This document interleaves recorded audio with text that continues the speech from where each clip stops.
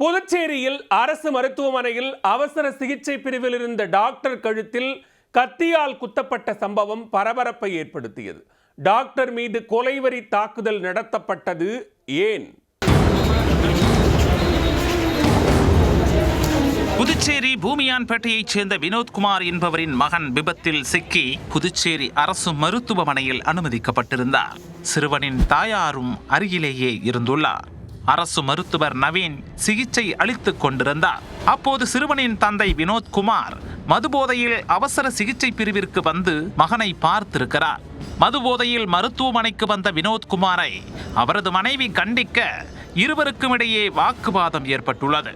போதையில் இருந்த வினோத்குமார் அவசர சிகிச்சை பிரிவிற்கு உள்ளேயே வைத்து மனைவியை தாக்கி இருக்கிறார். இதை தடுக்க வந்த மருத்துவமனை ஊழியர்களையும் அவர் தாக்க டாக்டர் நவீன் அவரை கண்டித்து அவசர சிகிச்சை பிரிவில் இருந்து வெளியே செல்லுமாறு எச்சரித்துள்ளார்.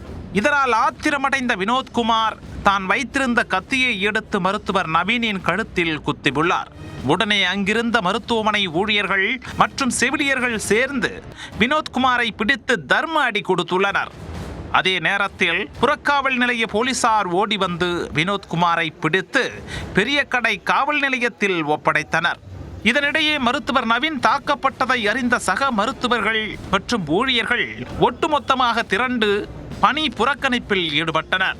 மருத்துவமனையில் சிகிச்சை அளிக்கும் டாக்டர்களுக்கு பாதுகாப்பு வழங்க வேண்டும் என்றும் அவர்கள் கோரிக்கை விடுத்தனர். மருத்துவர்களின் போராட்டம் குறித்து தகவலறிந்த அதிகாரிகள் சம்பவ இடத்திற்கு நேரில் வந்து பேச்சுவார்த்தை நடத்தி உரிய நடவடிக்கை எடுப்பதாக உறுதியளிக்க மருத்துவர்கள் போராட்டத்தை கைவிட்டனர். இதனிடையே கழுத்தில் குத்துப்பட்ட மருத்துவர் நவீனை வைத்திலிங்கம் எம்பி நேரில் சந்தித்து ஆறுதல் தெரிவித்தார். அரசு மருத்துவமனைக்குள் வைத்து மருத்துவர் மீதே கத்திக்குத்து சம்பவம் நடந்தது சக மருத்துவர்களிடையே அச்சத்தையும் அதிர்ச்சியையும் ஏற்படுத்தியுள்ளது.